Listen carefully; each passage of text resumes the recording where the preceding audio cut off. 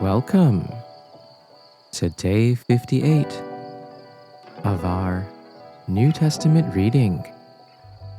Today, we're reading through Acts chapters 24 to 25. Acts chapter 24. 5 days later, Ananias the high priest came down with some elders and a lawyer named Tertullus.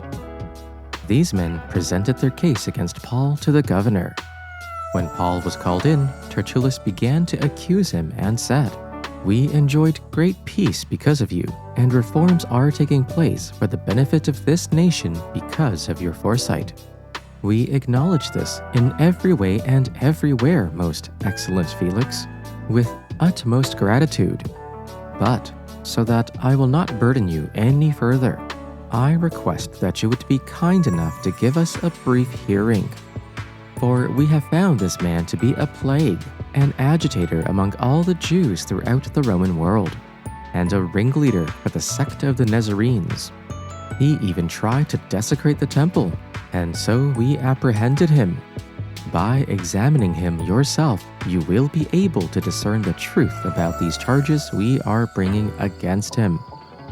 The Jews also joined in the attack, alleging that these things were true. When the governor motioned for him to speak, Paul replied, "Because I know you have been a judge of this nation for many years, I am glad to offer my defense in what concerns me. You can verify for yourself that it is no more than 12 days since I went up to worship in Jerusalem. They did not find me disputing with anyone in the temple or stirring up a crowd either in the synagogues or throughout the city. Neither can they prove to you the charge that they now bring against me. But this I admit to you, that according to the way which they call a sect, I worship the God of our ancestors, believing everything laid down according to the law or written in the prophets. I have a hope in God, a hope that they themselves also accept, that there will be a resurrection of both the righteous and the unrighteous. Therefore, I do my best always to have a clear conscience toward God and all people. Now, after some years, I came to bring alms to my people and to offer sacrifices. While I was doing this, they found me in the temple completing the rite of purification without any crowd or disturbance. But there were some Jews from Asia. They ought to be here before you to make an accusation if they have anything against me. Or let these men here tell what crime they had found when I stood before the council, unless it was this one sentence that I called out while standing before them. It is about the resurrection of the dead that I am on trial before you today." But Felix, who was rather well informed about the way, adjourned the hearing with the comment, "When Lysias the tribune comes down, I will decide your case." He ordered the centurion to keep Paul under guard, but to give him some freedom and permit his friends to take care of his needs. Several days later, Felix came with his wife Drusilla, who was Jewish. He sent for Paul and listened to him as he spoke about faith in Christ Jesus. As Paul talked about righteousness, self-control, and the judgment to come, Felix was afraid and said, "That's enough for now. You may leave. When I find it convenient, I will send for you." At the same time, he was hoping that Paul would offer him a bribe. So he sent for him frequently and talked with him. When 2 years had passed, Felix was succeeded by Porcius Festus. But because Felix wanted to grant a favor to the Jews, he left Paul in prison. Acts chapter 25. 3 days after Festus arrived in the province, he went up to Jerusalem from Caesarea. The chief priests and the leaders of the Jews presented their case against Paul to him, and they were appealed, asking for a favor against Paul, that Festus summon him to Jerusalem.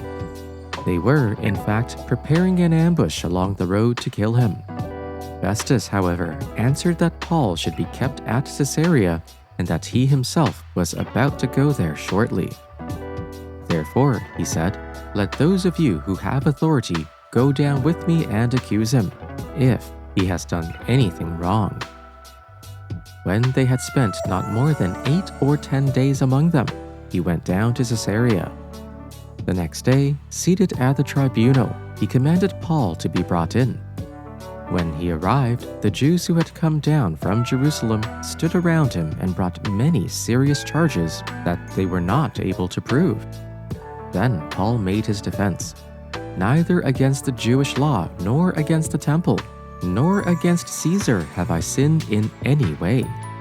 But Festus, wanting to do the Jews a favor, replied to Paul, are you willing to go up to Jerusalem to be tried before me there on these charges? Paul replied, I am standing at Caesar's tribunal, where I ought to be tried. I have done no wrong to the Jews, as even you yourself know very well. If then I did anything wrong and am deserving of death, I am not trying to escape death. But if there is nothing to what these men accuse me of, no one can give me up to them. I appeal to Caesar. Then Festus, after he had conferred with his council, replied, you have appealed to the emperor. To the emperor you will go.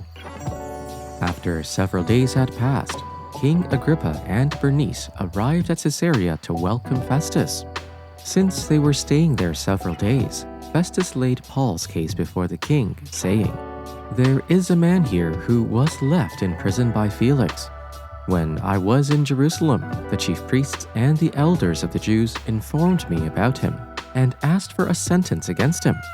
I told them that it was not the custom of the Romans to hand over anyone before the accused had met the accusers face to face and had been given an opportunity to make a defense against the charge. So when they met there, I lost no time, but on the next day took my seat on the tribunal and ordered the man to be brought. When the accusers stood up, they did not charge him with any of the crimes that I was expecting. Instead, they had certain points of disagreement with him about their own religion and about a certain Jesus, who had died but whom Paul asserted to be alive. Since I was at a loss how to investigate these questions, I asked whether he wished to go to Jerusalem and be tried there on these charges. But when Paul had appealed to be kept in custody for the decision of his imperial majesty, I ordered him to be held until I could send him to the emperor. Agrippa said to Festus, I would like to hear the man myself. Tomorrow, he said, you will hear him.